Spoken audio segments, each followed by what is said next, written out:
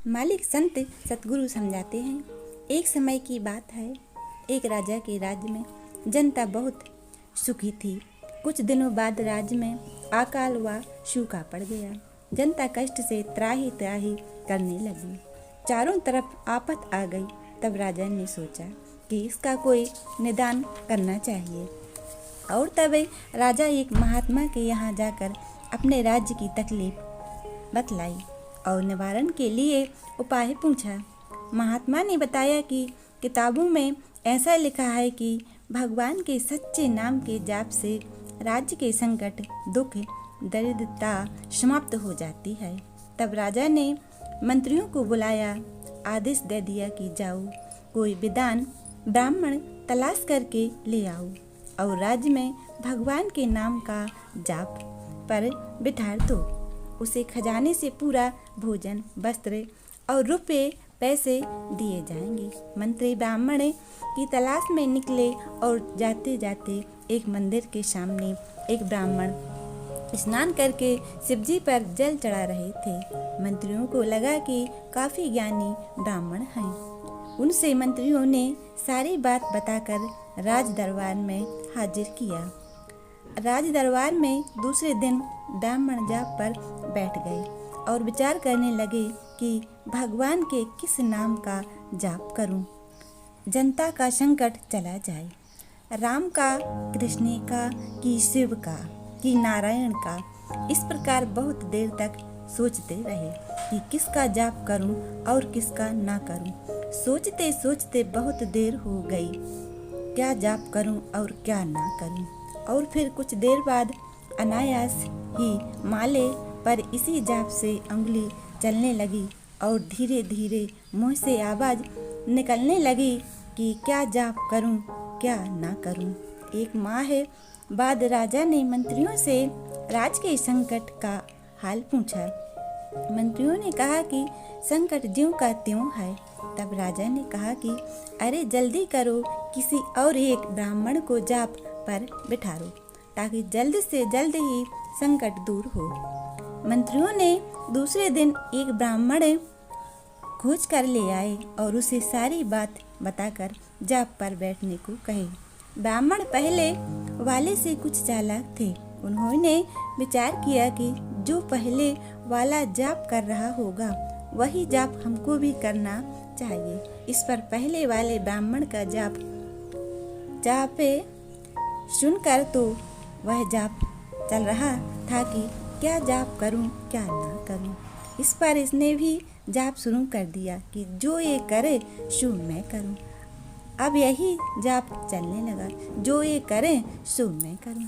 एक माह बाद फिर राजा को पता चला कि जनता के कष्ट में कोई कमी अभी भी नहीं हो रही है। इस पर फिर मंत्रियों को आदेश दिया कि जाओ, जल्दी से तीसरे ब्राह्मण को जाप पर बैठा दो ताकि जनता का संकट जल्दी से समाप्त हो गए। मंत्रियों ने एक दूसरे ब्राह्मण को, जो दोनों से चालाक थे, खोज कर राज दरबार में ले गए और सारी बात बताकर भगवान नाम के सच्चे जाप पर बैठने को कहे। ब्राह्मण ने सोचा कि जरा पहले से 2 विधानों का जाप देख ले, तब जाप शुरू करें तो ठीक होगा। जाकर देखा तो पहले का जाप चल रहा था कि क्या जाप करूं, क्या ना करूं, क्या जाप करूं, क्या ना करूं। और दूसरे कह रहा था कि जो एक करें सो मैं करूं, जो एक करें सो मैं करूं। तीसरे ने सोचा कि कैसा जाप है, कैसी धांधली है, और इसने सोचते सोचते जाप शुरू कर दिया कि यह धांधली कब तक चलेगी, यह धांधली कब तक चलेगी। अब तीनों के जाप इस प्रकार चलने लगे। पहला कहता कि क्या जाप करूं, क्या ना करूं। दूसरा कहता कि जो ये करें सो मैं करूं। तीसरा कहता कि ये धांधली कब तक चलेगी। मालिक संत सतगुरु फरमाते हैं, एक विद्वान ने 3 ब्राह्मणों का जाप सुनकर राजा के पास जाकर कहा कि महाराज, 3 ब्राह्मणों का जाप करने से त्रिदोष लग जाता है। जल्दी से एक और ब्राह्मण जाप पर बैठा दीजिए, नहीं तो आपके राज्य का सर्वनाश हो जाएगा। तब राजा ने आदेश दिया कि ए मंत्रियों, जल्दी करो, चौथा ब्राह्मण जाप पर बैठा दीजिए। मंत्रियों ने चौथे ब्राह्मण की खोज की और ले आए। सब बातें समझ बुझाकर जाप के लिए राज दरबार में नियुक्त कर दिया। चौथे ब्राह्मण ने सोचा कि राज्य का संकट नहीं जा रहा है, इतने दिनों से भगवान के नाम का जाप चल रहा है, जरा देखा जाए कि कौन सा जाप पहले वाले लोग कर रहे हैं। इस पर चौथे ब्राह्मण ने देखा कि जाप चल रहा है, क्या करूं क्या ना करूं। तब दूसरा पंडित कहता है कि जो ये करें शुभ में करूं। तीसरा कहता है कि यह धांधली कब तक चलेगी। इस प्रकार चौथे ने भी जाप शुरू कर दिया। जब तक चली तब तक सही, जब तक चली तब तक सही। काफी दिनों के बाद जब जनता के दुख तकलीफों में कोई कमी नहीं हुई, तब राजा ने मंत्रियों से कहा कि चलो जरा देखा जाए कि कैसा जाप हो रहा है।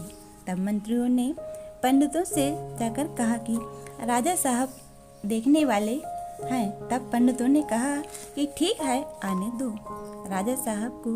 तब राजा साहब जाप देखने आए तो सुना पहला जाप कर रहा था, क्या जाप करूं क्या ना करूं। दूसरा कहता है कि जो ये करें शुभ में करूं।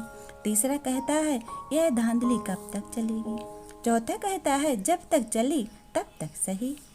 तब राजा ने कहा कि बताओ, यह भी कोई जाप है।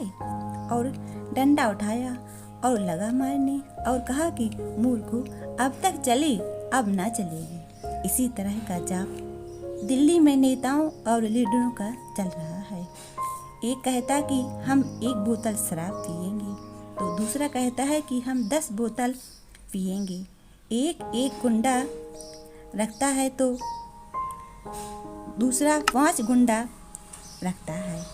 एक कहता है कि तुम 5 गुंडा रखोगे, तो दूसरा कहता है हम 20 गुंडा रखेंगे। तुम जिला हड़ताल करोगे तो हम प्रांत बंद करवा देंगे।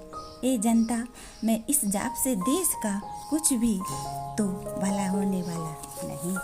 आप ऐसे ही और मालिक संत सतगुरु के वचन सुनना चाहते हो तो अपने ही चैनल आत्मज्ञान मोटिवेशन को सब्सक्राइब कर लीजिए और साथ में बेल आइकन भी प्रेस कर दीजिए, जिससे हमारी वीडियो आप तक सबसे पहले पहुंच जाएगी।